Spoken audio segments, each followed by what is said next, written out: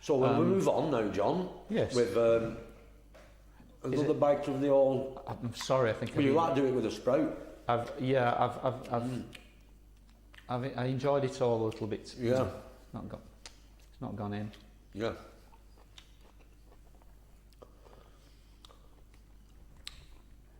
So They've gone cold, but they're pleasant. They're quite nice cold, aren't they? They are, actually. What would you like to know off myself now, John? Okay, is this me asking you? It is. Okay, where would you go on holiday, Derek, if money was no object? Australia, without a shadow of a doubt. If money was no object for me, I would love to go back to Australia. But equally, I would love to do that and go on a drive either a Mustang or a Winnebago down Route 66. I'd love to do that. I'd go to all them eating places what Man v Food does. Yeah. You know, that's definitely for me that. Yeah. You know. So I'm gonna move on a little bit now, John, and I'm going to ask you just 5 quick questions. Is it on bounce. another dip now? This is another dip. It is getting hotter, by the way. Just quick answers these now. Okay. Oh, sorry. I've had a bite. That's fine, good. Favourite band? Oh, it's the Jam. Favourite holiday destination? France. Car you would aspire for? Oh, probably some sort of like a van or a people carrier or something like that. Favourite wine? Something from the Bordeaux region. Like a Chateau Neuf de Pape? Something with Saint-Emilion. What's your favourite item of clothing, John, at the moment? This coat. Yeah? Is that This because coat. it's nice and warm? No. It's cold outside, No, is it's because it's incredibly stylish. It is and indeed. my wife, my infinitely much better half, bought it me from a charity shop for a very small amount of money, three or four pounds, and I think it gives me a little bit of an air of sophistication, ladies and gentlemen. It does, yes. I've seen you. Yeah. Collar up slightly. Makes you look slim as well. Makes me look slim. It hides the The amorphous. years of eating croissants and dipping them in the coffee. It does. Rip, dip, gone. Yeah. No, but just off the top of my head, that's my favourite bit of clothes. Nice one. Okay, my turn now. It's very, very hot, that, Derek. Very, very hot indeed. It is. We're on now. Number 5. We're on. Yeah, which is Red Savannah. So what would you like to know, John? Okay, this is a question I often ask my students because I find it kind of splits up the world in a really good way. What's your favourite cake? Oh, Victoria Sponge.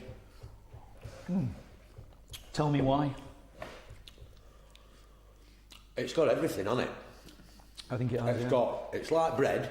It's got a nice crispy top, fluffy inside.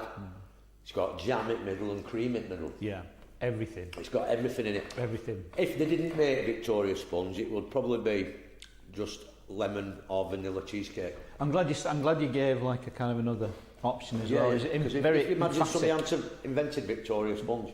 It was an emphatic answer, but then you've kind of come somewhere else. Can I just say mine's a Bakewell tart? Oh, I like, yeah. As well. Not a Mr. Kipling's, not a small one, although I'm partial. No. But I'd like a one without icing on, that you'd have with custard, with almonds and...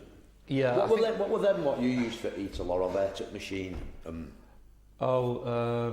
Flapjack. Flapjack, I can't stand them. I would rather never eat cake again. Not like a flapjack. Never look like a flapjack, no. Again, I think it's a thing that polarises the world, that a lot of people just simply don't like flapjacks. I'd dip one in a brew any day. No. Bakewell tart flavoured flapjack. Heaven on earth. Likes a trifle. You like a trifle? I like most cake. Do you like trifle with fruit in, or do you like it? Yeah, I like it with or without fruit. Yep. But always with custard, set custard. Yeah. And cream. Great, yeah. And either thousands of ones yeah. on top, hundreds of thousands, or a flake broken up in it. Do you know what I mean? My Auntie Joan used to make amazing trifles. I thought she was celebrated internationally, and she might have been, but I worshipped what she was capable of with trifles. And when we were little kids, she'd we didn't like the fruit in. She'd make us one of our own without fruit. Just with the cake. Yeah. And sometimes even without cake. I think we matured, it was like a maturing process from jelly to cake to fruit. Yeah. But I quite like a trifle now that's got a little bit of booze in it as well. Yeah. I mean, my mum used to make all kinds of cakes. And when she was always left with a bit of pastry. Yeah. So I suppose it's a little bit like an Eccles cake, but what they basically adds a load of currants and raisins to it. Yeah. Roll it out. Yeah. Some folk call it fly pie. Yeah. Right. In Lane they call it singing lily. I don't know why. Put it in oven. And it come out. Have a pizza. Yeah, superb. And we'd let it go cold and then put butter on it. But they'd make in them days when they say that make things out of offcut. And our John's one and my grandma's one was like that offcut pastry. They'd put jam on it and maybe fold it over. So it was like a very thin, and they call it jam pie, but it was like a jam butty really, but pastry wise. Yeah. And I still know, as a mature gentleman, I still know if I see something with jam in the middle, I'd be attracted to it, you know, like a day or so, I suppose. Well, what we're going to do now, John, is we're going to move on to another one of these vegetarian fingers. Now, this is getting hotter. The last one was pretty hot, Derek. Yeah, it were. So, I mean, you don't have to go mental with it, John. I think I've gone a bit too much there. I'm frightened. You know what, I'm joining you, like, you didn't give me any water. Oh, sorry, Neil. I'm really sorry, I forgot. Alright. Now, my question to you now, John. Oh, that's not natural. No. That's not natural, that's really... Good God. That.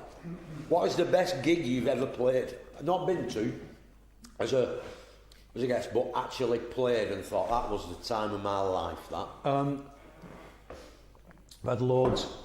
Big uns, small uns. Oh, so many.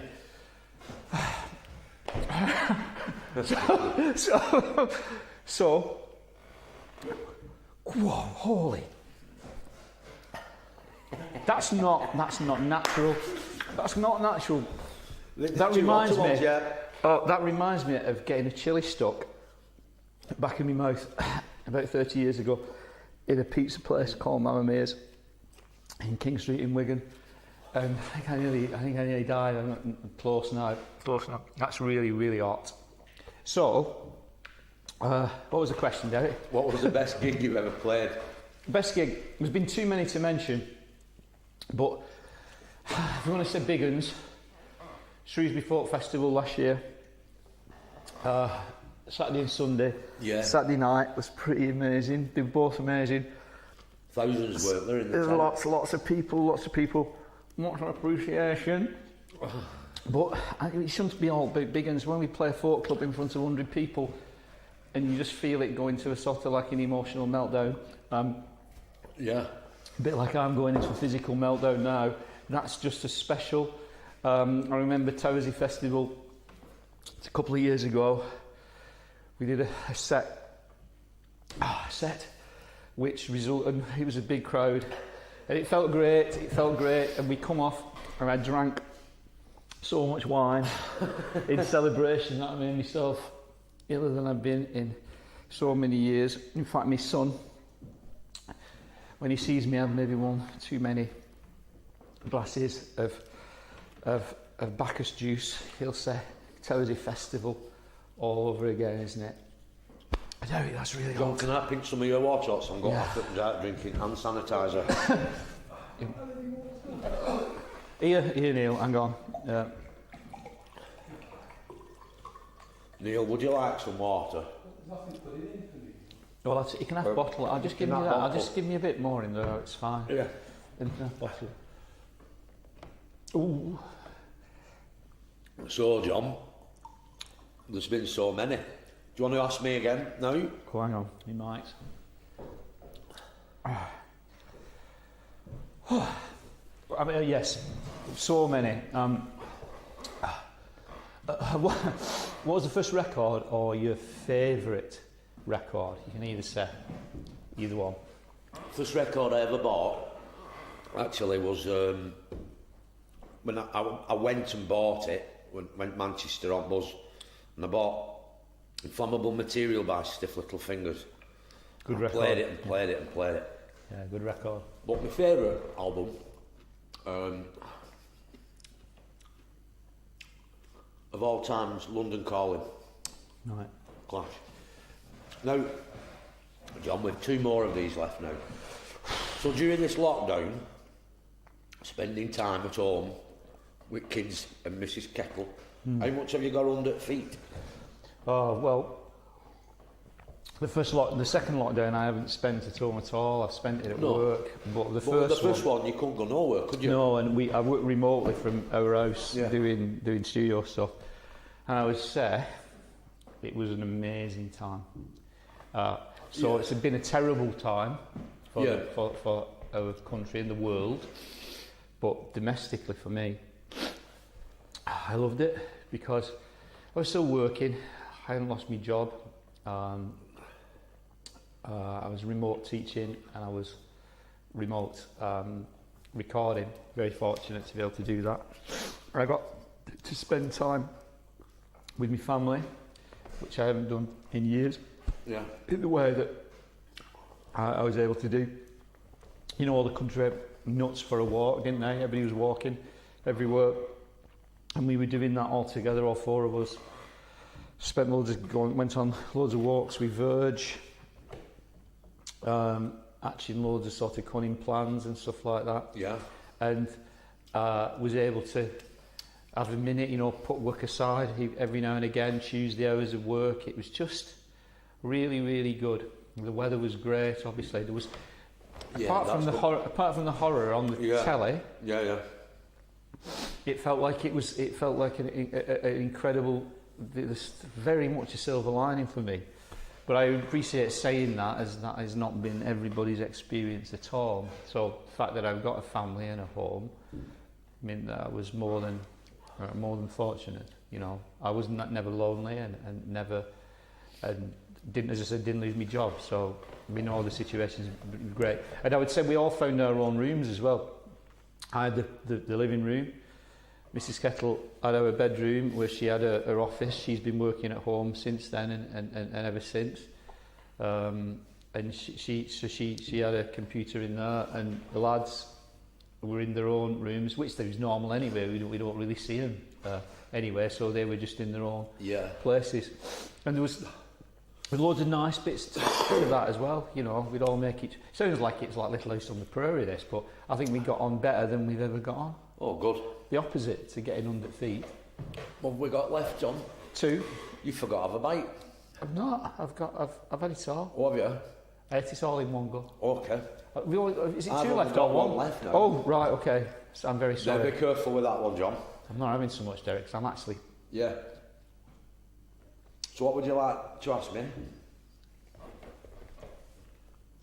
It's a killer, isn't it?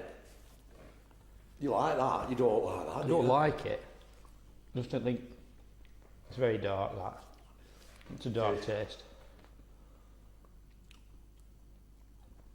Oh, bloody hell. That's very dark. Isn't it? I'm just I'm not pretending sure I've that- got water left. I'm not sure that could be categorised as food, no offence to the manufacturer, but that's not right. It's a... Good Lord. Okay, so what would you like to ask me? Question Derek, 7. this is since we're going a little bit dark, if you was on death row, right, and we're in a culinary, having a culinary experience here, not that you'll ever be on death row, but what would be your last meal? Oh, to that mistake. Steak, right? Yeah, ribber beef on bone Yeah. with all trimmings. Or Yeah. Jersey. Well, a while ago, it would have been that myself, I think, but several years ago, I did the It would be some vegetarian thing. vegetarian I did, and crudités now, isn't it? as we were spending a lot of time together at that particular point, weren't we? As well as when I was working here, but it would be a pizza. A pizza, yeah. Yeah, veggie pizza. You do like pimped a up. pizza, don't you? Discovered this amazing thing as well at the moment. It has to be a gourmet type pizza. It has to be a sourdough base and stuff like that. Sourdough, yeah. Posh. Aldi do a cracker. £3 odd, it's astonishing. Margarita, and then put stuff on top. And I've discovered this new thing, this like fake bacon called Vivera or something. We're allowed to say product names. Yeah. Yeah, Vivera bacon. It's the answer to the bacon conundrum, whereby people who go veggie say, "Ooh, you know, like I miss bacon," or people say, "I couldn't go vegetarian or vegan because of bacon." There's the answer. There it is. Perfection. It's such a good. It's a fine thing. And I won't pontificate about all that because I'm like one of them like reformed smokers really that sort of like that sort of goes on and on and on. But a fine. Would it be with chips? Absolutely, chips, yeah. mushrooms, onions, pepper sauce. Yeah, I can see it. Pepper sauce. Now, John, we have one question each left. Yes, we do. Now this, right, is the cure for COVID. Oh right, okay. I think, right. In a Donald Trump-esque type way. Yeah, you can either eat this or somehow inject it into yourself and it kills COVID. What's it called? It's called Trinidad Scorpion. Right, okay. Yeah. Now, I have had this before. Okay. Now, it's been an absolute pleasure, this, John. But this is our last question. Yeah. We will have a dip. And I would be very, very gentle with this one, John. Yeah. Because okay. I have no water left. Right. Okay. Okay. I'm actually you're frightening me. Okay.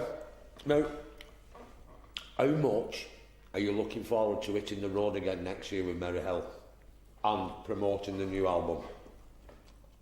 Let me take on board the Trinidad Scorpion now. Take it on I board. will not have a bit more of it. That's just Neil. stupid. That's stupid. Look, he just like He something. loves it, doesn't he? That's, good lord. Good lord. I can't tell you how much. I can't tell you how much I'm looking forward to it, Derek. The thing is, this has become a big part of my life and my friends' lives. You know, that do this, and we all miss it. I don't know what I miss really. I don't know. It's the camaraderie of doing gigs is one thing. Yeah. Like Nick, our bass player, said to me the other day, or said to us, I really miss ending up in a travel lodge at 3 a.m. Yeah. and having a drink when you shouldn't, too late at night, and having to get up at 7 or 8 in the morning to go wherever else you're going. I miss it, and talking daft things. And all the daft things that we talk in the dressing room. So there's a camaraderie side to it, because Muriel, we press the performance button when we go on stage. Yeah. But before that, we don't really. We relax with one another. So I miss the audiences, obviously, because they're our total rocket fuel. Are you in pain? No, I'm all right. Don't worry about me, Derek. Don't worry. I won't want any more. more. It's Dip a not sprout right. in it. It's not, I will have a bit, just a little bit of machismo though. Now, I left the real hot one in Amazon, which was actually called Anal Regret. So we've not bothered with that. Oh, I've just rubbed my eyes. Hold on. Oh, don't rub the eyes. I did that earlier. No, hang on. Look, no, hang on. Nothing's happened. You're okay. You mustn't have caught it with chili then. Another thing I don't think I I'd like must advise you on, Yes. okay, if you have to go to the gentleman's room after, wash your hands first. Yes, I will do Before, that. I do not want to rub anal regret into my own eyes. not your eyes, I'm thinking about. Oh, I see. It's, The sensitive tissues. Little John. What was we talking about now? I was talking about how much The we're band. looking forward to hitting the road again. All I can say is, all I know about this is that it's going to feel amazing. I don't think it'll be an anticlimax. No, I think Marielle, because how we're made, our DNA is to sort of give it 100 million %. So I know we're going to burn really, really bright, and it's going to feel like that between us all. When we press the button, it'll be. I think it's going to feel very emotional and very potent. I think the audiences are going to feel that way, not just about our music, but everybody's music.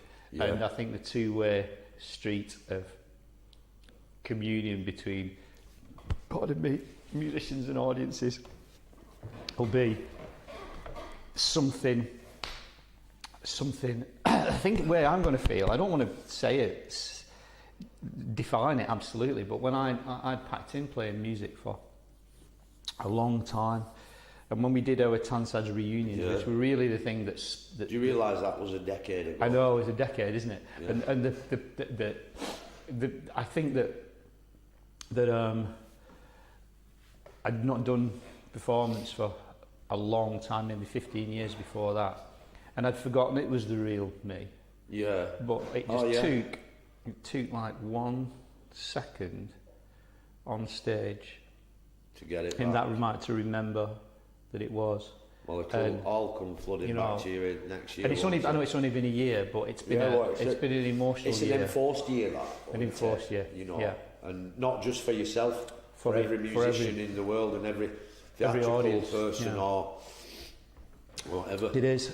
And what about you, Derek? What's your, am I asking? Can I ask you a thing? Yes, yeah. No. And what's so coming out of COVID yourself? What are the things you're most looking forward to? Well, why this lockdown, this second lockdown now? I'm not a massive drinker of beer, but when I go out, it's all or nothing with me. I can't just go out and have 1 pint. It's either 9 or none. 9 and on. Or 10 or none, whatever. Maybe once a week I would do that, a couple of times a month or something. But since the pub's shut, I've not beer or head, and I've started eating a little bit healthier. Yeah. And I've also started training. And I've actually signed up for white collar boxing, which raises money. What's white collar? What it is basically, it's an organisation and they raise money for cancer research. So whatever age you are, you train to be a boxer, and then at some point next year I'll step into a ring with another chap of a similar age to me and similar weight, and we'll beat shit out of each other. But you've got all gear on. In a good way. In a good way. I don't know if there's a bad way, you know. But it's to raise money, and also it's like I wanted to get fit, and I wanted to do something that didn't involve other people, if you like joining a team. Like I played rugby all my life, you know, and you become part of I suppose it's like going solo if you've been in a band, innit? You become reliant, then people become reliant on you and you become reliant on them. Yes. But with rugby, it's all like, after the game, it's all got pub. And I didn't want that. Yeah. I wanted something like, and I just started training on my own. When I was 12, I did a bit of boxing and I enjoyed the training, I always did. And I thought, nothing can get you fitter than boxing training. You've got to be fit to do that, you know. Yeah. Absolutely. Even for 3 rounds, and them guys like Anthony Joshua and Mayweather, they go for 12 rounds, you know. Yeah. So I thought I can get fit that way, but then I thought, you know what, I'll have a go at white collar boxing. I'm 52. Maybe it's the most stupid thing I've ever come up with. It's not stupid, that. You know, might end up with brain damage or something. You know, I don't know, but I can see an opportunity myself here, Derek, because last year my son Rowan took up boxing for a bit. Did he really? And I think he's a natural, really. Yeah. But trouble is, he wanted me to participate with him in this. I'll spar with him. This is what I'm thinking. Yeah. I'm thinking, you know him well, he knows you, so it could how be. How big is he now, John? By the way, he's about 6 foot. You spar with him. Well, the trouble could come out. Yeah, to be honest, he was taking me on constantly. He'd come in from school and he's like, I want a boxing match. Why not? So I've got some gloves. But trouble is with me, because it's not really, at the moment I have these long fancy nails for guitar playing. Yeah. Not good in boxing gloves. No. Not good. Feels like they're like that. Yeah. And glove. And let's Did just he say, give you a quill winder as well? He was merciless. Merciless, yeah. Merciless, sure. And this is Rowan we're talking this about. Is Rowan, yeah. This is Rowan.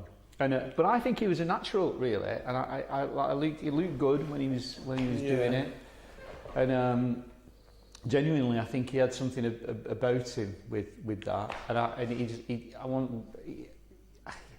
he just didn't keep going to the club. That's all, you know. Yeah. So I might tell him that you started, and just a bit of training. Like Yeah. that. Well, Even though John, he is 6 foot tall. it's been an absolute pleasure doing this. It's been a pleasure for me, Derek.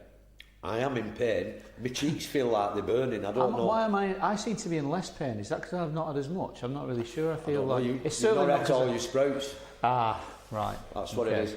So, ladies and gentlemen, thank you for watching. I'd like to wish you all a very Merry Christmas and a Happy New Year. Absolutely. And I hope everyone stays safe.